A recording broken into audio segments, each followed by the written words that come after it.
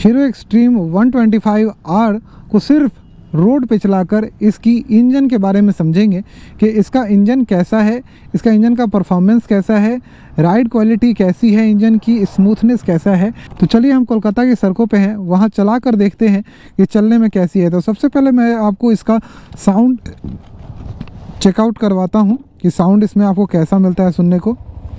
तो आप सुनिए।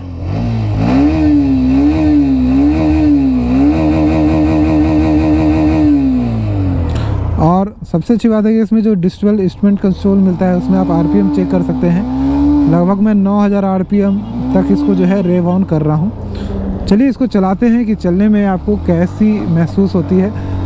मैं थोड़ा इसको पहले रफ़ चलाऊँगा ताकि आपको समझ में आए कि रफ़ में कैसी चलती है। रफ़ चलाऊँगा मतलब बहुत टॉप स्पीड नहीं होगा, but instant pickup, instant brake, वो उस तरीके से, ताकि इसकी हैंडलिंग कैसी है।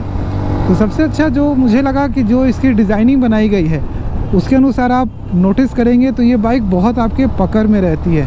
मतलब आप बाइक को जब चला रहे होंगे, बाइक बहुत पकड़ में रहती है। आप दोनों पैरों से यहाँ पे ग्रिप बहुत अच्छा बना सकते हैं इस मोटरसाइकिल में। तो एक स्पोर्ट्स मोटरसाइकिल में जो हम एक डिमांड करते हैं कि हमारी ग्रिप बहुत अच्छी हो, तो वो यहाँ पे ज़रूर जो है वो मिल पाती है। आपको रिग्रेट नहीं होगा कि अरे यार इसमें ग्रिप नहीं है, मोटरसाइकिल थोड़ा हैंड में पकड़ में नहीं आ रही है। डेफिनेटली यहाँ पे आपको मोटरसाइकिल जो है वो ग्रिप पकड़ में आ जा रही है, कोई आपको दिक्कत नहीं हो रही है यहाँ पे। चलिए आगे बात करते हैं कि इस मोटरसाइकिल का इनिशियल्स कैसा है, जैसे 0 से 60, 0 से 80 कैसा है। तो ये मोटरसाइकिल थर्ड गियर में 79 के टॉप स्पीड तक चली जाती है, जो कि मैं आपको एक बार दिखा देता हूँ। अभी दोबारा हम यहाँ टेस्ट नहीं करेंगे क्योंकि यहाँ पे रोड लिमिट्स हैं, लेकिन फिर भी आप देखिए यहाँ पे कि ये जल्दी रिस्पांस करती है। मतलब आप थर्ड गियर में हैं, अभी फोर्थ गियर में है, मैं इसको थोड़ा सा एक्सीलेटर दिया, इसने रिस्पांस क्विक दिया। तो ये रिस्पांस जो है इसका काफ़ी अच्छा है in comparison to other bikes. और खासकर 125 सीसी में जब हम जाते हैं तो हमें बहुत ही सिंपल सी बाइक्स जो है वहाँ देखने को मिलती है। यहाँ पे थोड़ा सा एग्रेसिव बाइक जो है हमें देखने को मिलती है इन द सेम सेगमेंट। और माइलेज कंपनी इसका काफ़ी अच्छा क्लेम करती है, जो कि 65 के आसपास आप मेरी तरह भी चलाइएगा जैसे मैं चला रहा हूँ, तो आपको 55 to 60 के आसपास का माइलेज मिल जाएगा।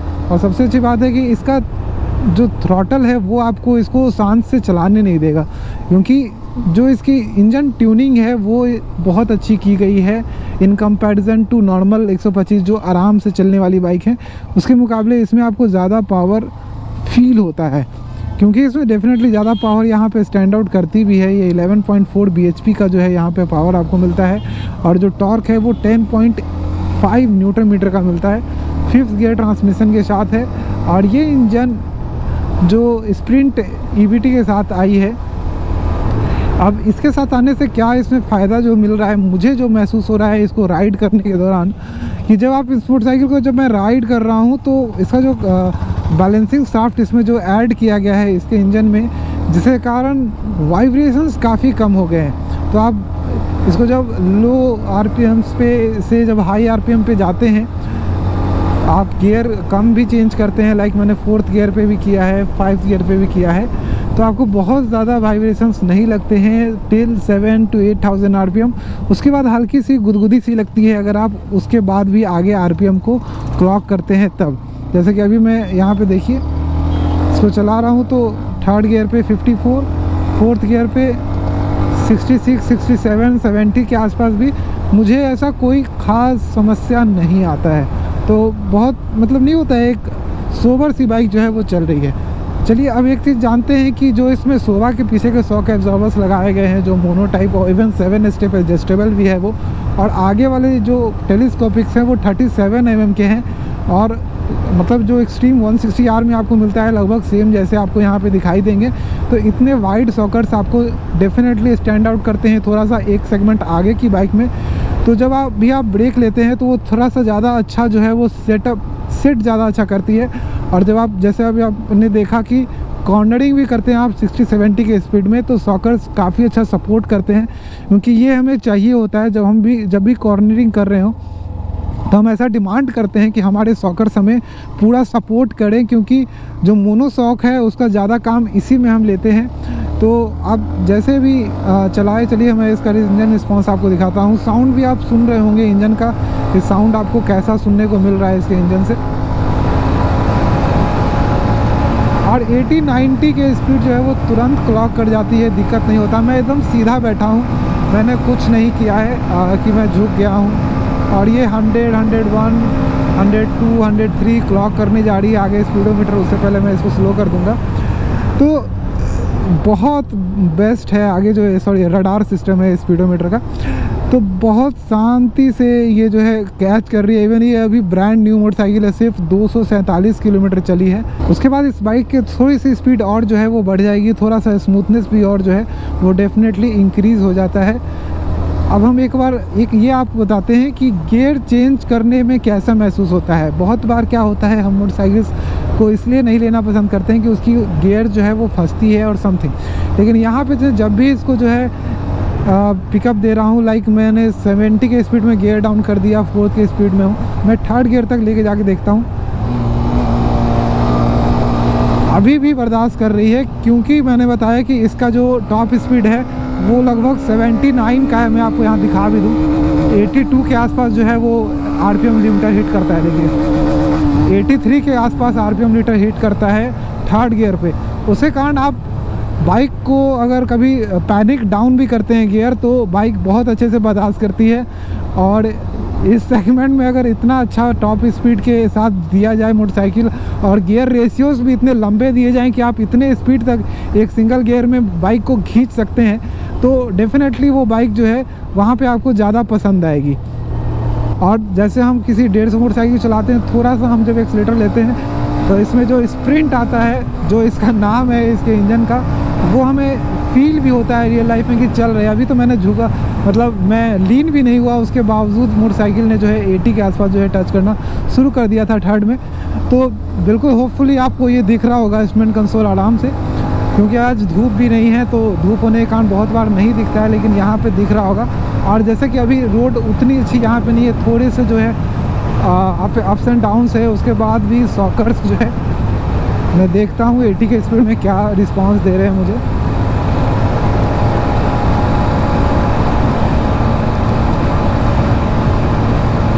मुझे रिस्पॉन्सेस पसंद आ रहे हैं, ऐसा कोई ख़ास मैं निगेटिव नहीं बोल सकता हूँ। अब मैं थोड़ा प्राइस के बारे में बोलता हूँ। प्राइस से थोड़ा सा जो है बहुत सारी चीज़ें क्लियर होती हैं, क्योंकि सेगमेंट में हमारे पास ढेर सारी मोटरसाइकिल्स हैं। NS भी है, लेकिन NS का दाम तो चलो आ जाता है साथ साथ, लेकिन हम थोड़ी सी कम दाम वाली मोटरसाइकिल्स की भी बात करें, लाइक अगर हम रेडर की बात करें तो उसका स्टैंड आउट, इसका स्टैंड आउट में वो थोड़ी पीछे रह जाएगी in terms of speed, pickup, size of the motorcycle. Telescopic forks उसमें 30 mm का मिलता है, इसमें 37 mm है। उसमें मोनोशॉक मिलता है, वो नॉर्मल है। इसमें आपको शोवा के शॉक एब्जॉर्बर्स मिलते हैं 7 स्टेप एडजस्टेबल, वो इसको जो है एडवांस बनाती है। इसका चेसी जो है वो डायमंड फ्रेम है, और ये जो है आप समझ लीजिए जो 160R है उसी के चेसी को थोड़ा सा मॉडिफाई करके इसके अनुसार जो है वो बना दिया गया है। तो ये एक 150 cc सेगमेंट की चेसी के अनुसार आपको बैलेंसिंग देगी, मतलब आप 100 के स्पीड में भी मुझे बहुत अच्छा बैलेंस महसूस हो रहा है, तो वो आपको वो बैलेंस मिलेगा। स्टैंड आउट करें प्राइस के हिसाब से, तो अगर आपको इस तरह की चीज़ें नहीं चाहिए जो मैंने अभी लगातार जो है इसके एडवांटेजेस दिए हैं, तो आप SP पे भी जा सकते हैं होंडा के सिर्फ माइलेज के लिए। लेकिन अगर आपको ये सभी चीज़ें जो मैंने अभी आपको बताई, डेफिनेटली अगर आपको ये सभी चीज़ें चाहिए, आपको एक अच्छी लुक चाहिए, एक अच्छा डिज़ाइन चाहिए, एक अच्छा पावर चाहिए, तो आप इस मोटरसाइकिल की तरफ जा सकते हैं।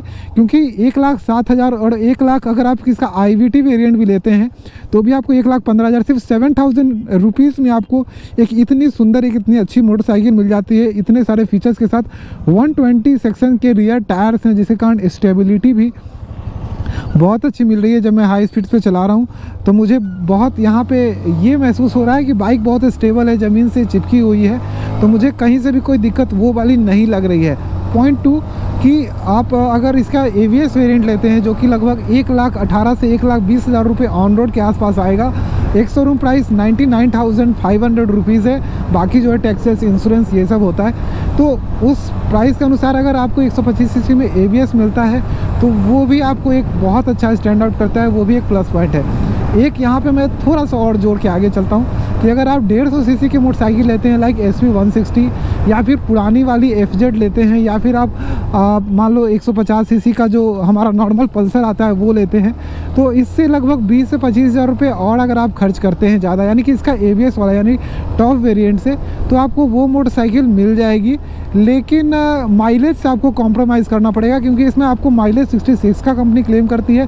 55 to 60 आपको मिल जाएगा जब आप हल्का मतलब हल्का रश के साथ चलाइएगा। तो अगर आप बिल्कुल कंपनी नॉर्म्स के अनुसार एक अच्छे राइडर की तरह चलाते हैं तो आपको 66 में मिल सकता है, लेकिन हम 60 के आसपास मान के चलते हैं। लेकिन वहाँ पे अगर आप 150 सीसी में जाते हैं तो कहीं ना कहीं आपको 45 के आसपास ही रुकना पड़ जाएगा, वहीं तक ही रहना पड़ जाएगा, उससे आप आगे नहीं जा पाइएगा।